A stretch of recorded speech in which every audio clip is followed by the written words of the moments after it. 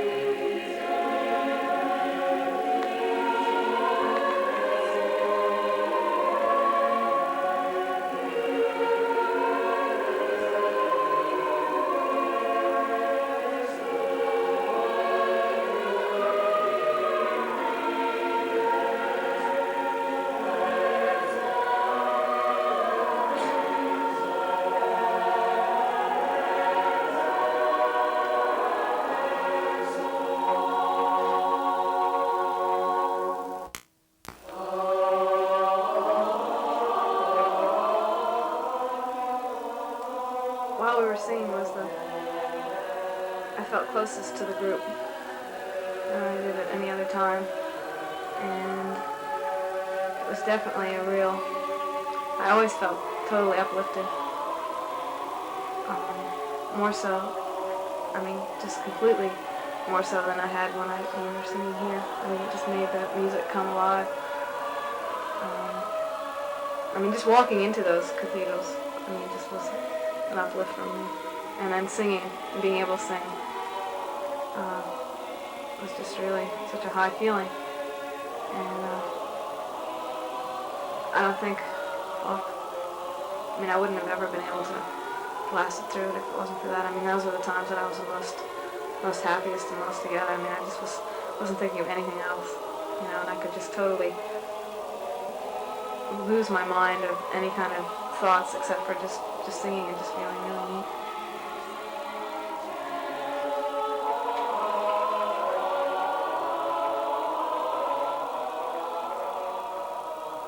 It was all very, very spiritual experience. One doesn't need to be religious to appreciate a 1,000-year-old building or 500-year-old music.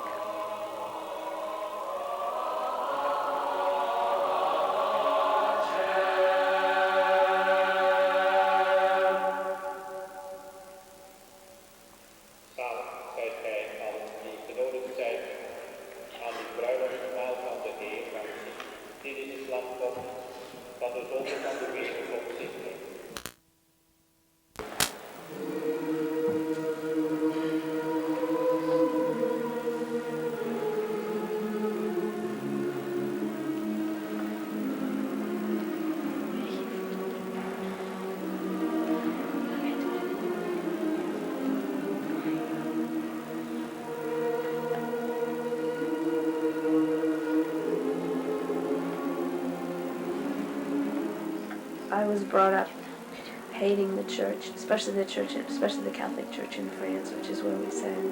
Because my mother is French. She hates them. It was weird. It was paradoxical for me, coming from my background, to go sing this music. I thought it was real funny how none of us believed any of it, and we would sing it anyway, and we would love it and smile and laugh, and the music is very beautiful, and that we could appreciate it on that level. That's what interested me the most, and that's what I learned a lot about on the trip, is that you don't have to believe in the Bible to love religious things. Very nice. The humming was so nice. Did it? I enjoyed it a whole lot, actually, more than usual. Pretty good, yeah. Because it was short and it was very pretty. I thought the tenors did well. And it was all around pretty nice. Oh, I really liked it. Really? It's really nice. I don't know. It's been pretty boring for John was smiling, which was really nice. He was smiling and he was happy. And It was a lot better. It was a lot better. You should know. Huh? You should know. You were listening to it. Really? Hey, Rob. What I thought of it, it went pretty well, I'd say. Except there were times when I was singing and didn't know if I was singing. I just had my mouth open and couldn't tell if anything was coming out. And other people have expressed the same thing. Any other questions? No, that's good. Okay. How about you? No. No? Lori, will you tell me what you thought of it? Just hold the mic and tell me what you thought of Of it. the performance? Yeah. I thought the performance was fairly good considering that we were all pretty tired and that we didn't feel so good. And I think that it's had some of the finesse that it lacks a lot of the time. You know, when we have a high energy but we don't seem to be as precise with it. I thought it sounded pretty nice.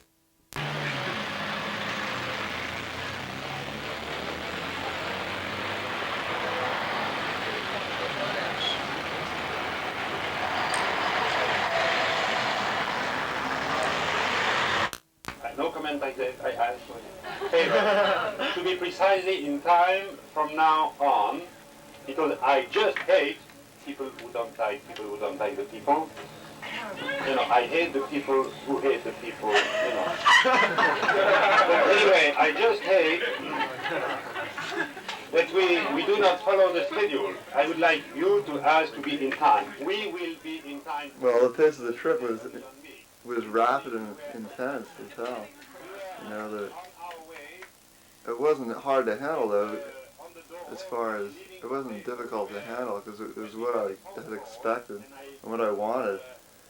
You know, it was, there was a definite time limit and I wanted to get as much out of it as possible. So the pace of the trip for me was great. I think the scheduling at the time was not done well. I think it was far too intense. I don't think anybody got out of it as much as they could have. I think that things were done like, I mean, you just got satiated in the areas, you know, that we were studying at the time. Like we do art history, and it would just be like art history, you know, for 6 hours, or wine tasting until you were smashed, you know. You couldn't. It was too hard to really absorb it all. It was just too intense in a lot of ways. But it was really great too. I mean, considering the amount of time we had, there was no other way we could have gotten in that much, and so I'm glad of that. At the time, I was a little worse for wear, but.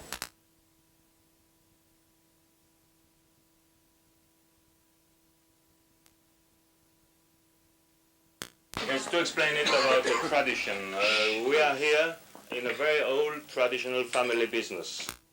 Society only since 1 century, about that, 1867, but totally family society, yes. That's only for care, you know. And before we were private vintners since 1580 in Egisem from father to the son. Before 1580 we don't know because all the village was destroyed by the Sweden in the 30 years war. Excuse my English if it's not perfect, but now we stay and we like to follow in this family business and traditional business. Why? Because the house Léon Bay is today the house which tries to keep and to follow and to push the quality. We are from far not the cheapest, often by the most expensive wine in Alsace, but we deliver only wine in France to the high restaurants and hotels. I think each of us will spread that sense of quality around wherever we go. We're going to carry it with us. And it's something that is lacking in the United States. The idea of a family operation making vinegar or something for 350 years is something that's totally foreign, you know, to the Americans. And I think that everywhere we go throughout our lives in America, that we will spread the idea and make it understandable to people who've never experienced it. Needs one sort of grape and gives one wine, Bourgogne. Bordeaux, they have 2 or 3 sort of grapes, they mix together gives one wine, the Bordeaux wine. But others produce Sylvaner, Riesling, Gewürztraminer, Tokay, which is a Pinot Gris, and other sorts. And each grape sort gives one wine. They are never blended together. It gives only one more common wine sold in little bottles, which is a carafe wine, which name is Edelzwicker, and that's a blend. We build in Alsace the wine totally like the French, Burgundy, Bordeaux, even. We met so much quality. It was I was astounded. I don't think there were maybe 2 or 3 places that we went to that I felt there was anything less than really being impeccable in terms of the dedication of the people who were either making wine or preparing food or taking care of their church or whatever, having that kind of respect for whatever they were doing, and that was really nice. Debbie, what do you think of these wine tastings? I think they're great. I enjoy it. Why? Well, I don't know. I like trying to distinguish. I don't know that much about wines, but it's nice trying to associate, like, oh yeah, that is cinnamon, or yeah, it smells like tar, like the differences. I like that. How do these wines compare to the ones you have in the States? Absolutely beyond comparison. I mean, from this to Boone's Farm is a pretty long trek.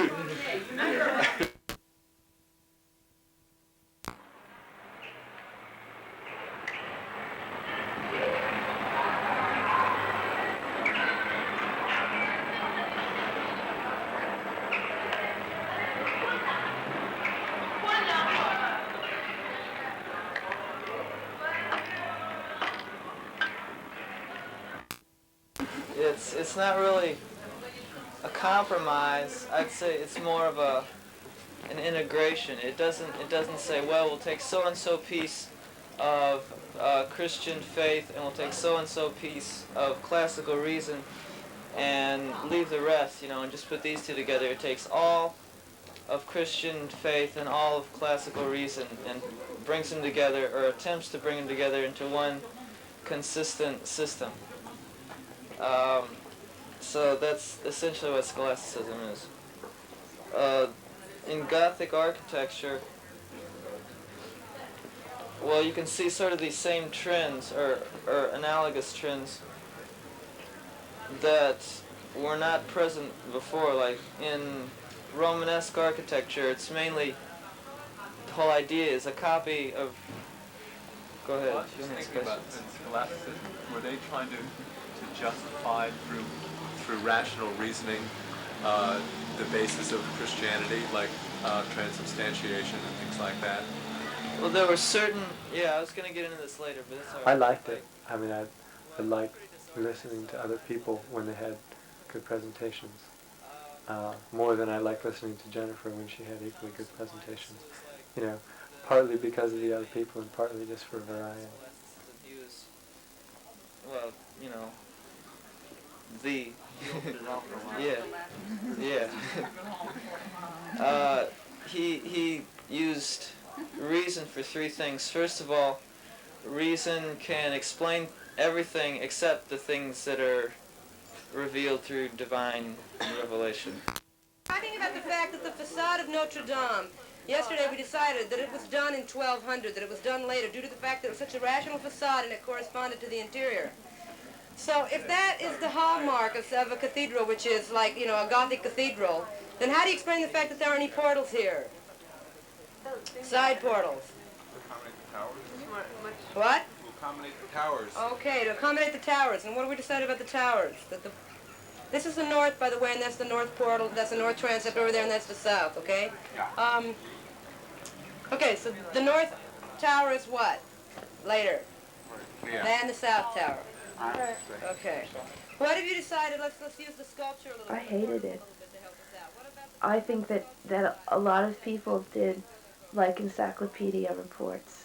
When we got to cathedrals, they would describe every single little thing. There wasn't enough emphasis.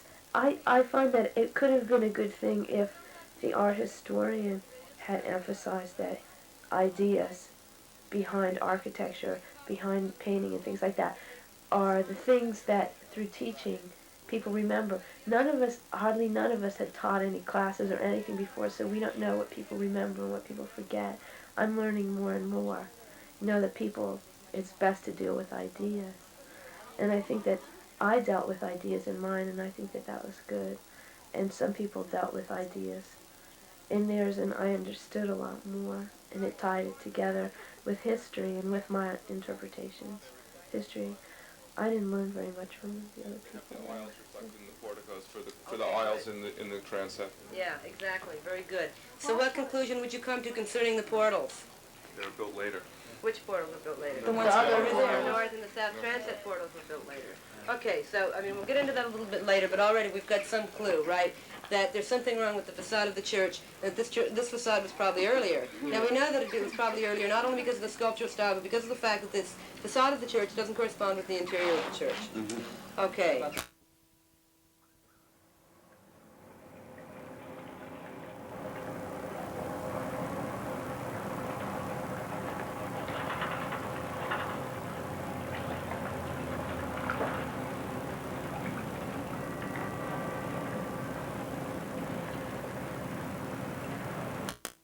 Que les aliments dont je parle, les habitudes et les coutumes alimentaires dont je parlais tout à l'heure sont mémorisées chez l'adulte avec ces messages gustatifs. Vous allez aimer un aliment ou vous n'allez pas l'aimer. Et je reviendrai sur cette notion de préférence et d'habitude alimentaire. Donc, en fonction de ce que votre goût aura ressenti, vous aimerez cet aliment ou au contraire, vous le détesterez. And this is what creates alimentary habits. Understand alimentary habits, customs. Because when you are used to taste a few things, then you like it or you don't like it. And you know that you like it and you don't like it. And that's the way you create habits. And in fact, tasting can be educated. It's not, if you never taste anything, you will never be a taster. For sure, it's evident, but and if you are trained to taste things, then you memorize all the information you get, and then you are able to go on and to make differences. We definitely deserve 20 academic credits. Now, whether they should come under the headings that they did is a different question. But I don't think any college would give credit for the courses I would describe those credits as falling in. Introduction to travel, intermediate travel, and advanced travel. Perhaps, maybe, for some of us, me anyway, a good comprehensive course in hedonism, slightly, and sort of a course in cultural awareness,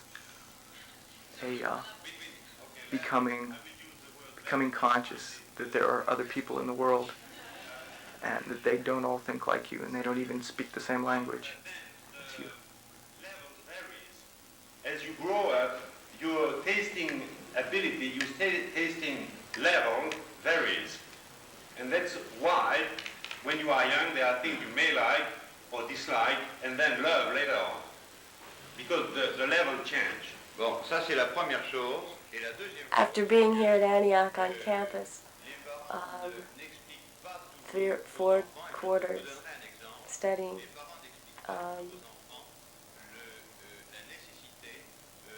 depending on the kinds of courses that you take here, I think that it was just as valid an academic experience as almost anything else you can get here. With certain exceptions, of course, but any student can make out a program for a quarter, 20 credits on this campus, and do much less work than we did, and learn much less and study much less, and still get the credits than we did in Europe. It's the same thing with any course, with any academic experience. It was individual. No, just to explain them how to taste it. how it makes it similar to something they like or they dislike, or how it goes with you know, these type of things. À ce sujet, je vais vous raconter une expérience. I think that I learned about 5 credits worth of art, and about 8.5 credits worth of music, and about half a credit worth of wine appreciation, and all the rest and more I could bundle into dealing with people, because that, and learning about culture, because that for me was, you know, what I did most of the time was kind of stood there amazed at everything I had taken for granted about American culture, and found that it was most of it was so unique to the United States. And learning all that stuff for me was the most educational part. It's a normal, regular hours.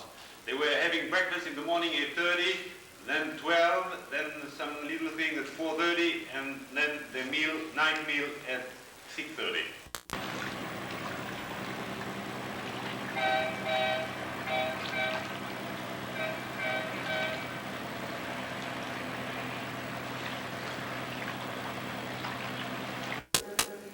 The Renaissance has been going on in Italy for over 100 years. And I mean, his bodies they're anatomically, you know, correct. I mean, they're much more advanced than the earlier stuff we saw. They're proportional, but very stylized. And Adam's wrists, they're just kind of fat. They're plastic looking. Yeah, they're done with such a precision, They're such such a hard precision, line yeah. that it's. This is very much the chronic style. The women have a cat eyes, very stylized, very nymph-like. I mean, the way people approach the art projects was so varied. Elizabeth, for example, dealt with the spectator perceiving the art rather than what made the art. For me, that was the important thing, of how to perceive the art.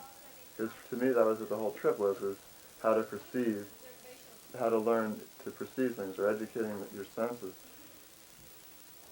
It worked pretty well, depending on, you know, how well the student prepared. Some of the reports were really terrible because the students just, I don't know, either hadn't learned much or didn't know how to present it well. But on the other hand, I think it was a real good way to involve everybody and to be able to learn the stuff, because it's hard to teach art history to people who've had nothing at all. Everybody was sort of a specialist in their own field. I think it made people feel really good too, to arrive in a town and, you know, there's your person that you'd studied all summer, and you can just tell the whole group about it. You really feel like you knew something. It's laid out flat. But obviously, this is a lot of the kind of influence in the fact that these art nudes that are being depicted here. But it's just, I want you to compare this and the Van Eyck. Self-teaching was great if you could walk away from all the art projects and learn about the thing as we were there, but self-teaching in the Olive Kettering Library before we went did not succeed at all.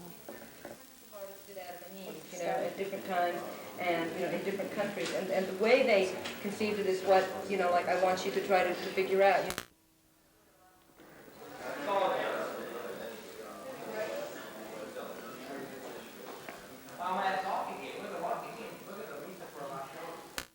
It'll be a different wine somewhat. So what you should do is to remember this, keep your notes, and then in 3 years' time, see what has happened to it with more age. Right? The color, people, gold. I feel like my taste sensibilities have totally changed.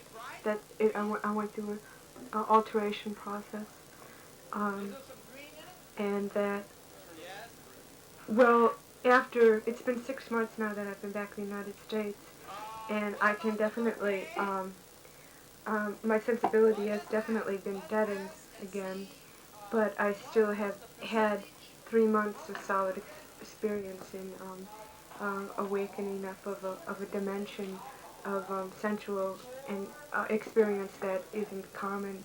It's not a common American experience. What was the average alcohol? Between 10 and 10.5. There were, I don't think there was any chaperonization in 69, or very little indeed. Very little chaperonization, okay? I also saw what sort of wine snobs are. I mean, that was interesting too. It got up to be a little bit obnoxious, just, I don't know, the snobbery of wine. You sort of wonder what gives these people the right to be so, you know, so snobby about it and to spend all this time and energy on making such a fine wine when, you know, there's lots of people who can't eat, have no food and stuff, and these people are just, I don't know. Is it we should say something brilliant about this beautiful champagne? I'm afraid that One thing, we, you should see the color. in my opinion, the quality we came into contact with was sort of a superficial nature. It was the things that we ate and the things that we drank and maybe some of the things that came out of our mouth, but it wasn't the way we lived, and it wasn't the attitude that we were, the attitude with which we were eating, drinking, singing, or perceiving. I think that was the nature of the trip, the nature of movement, the nature of travel. You just can't open yourself up to a real aesthetic experience while running around with everything you've got on your back. Come on, get back to the casino. Okay, a little bit. Come on, bunch up a little bit better. It'll be better.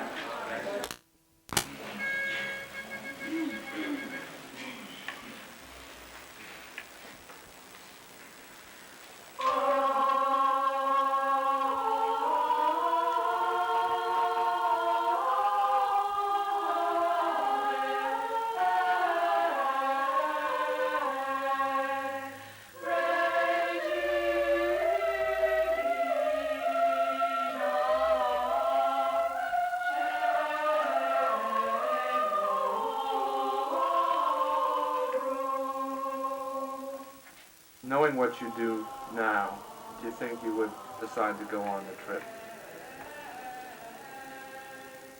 If I had done it already, I wouldn't do it again, because it was such a hassle. But if I hadn't done it, and I had the option to do it again, knowing how it would come out, yeah, for sure I'd do it. Because it was, along with being a hassle, it was an incredibly full experience.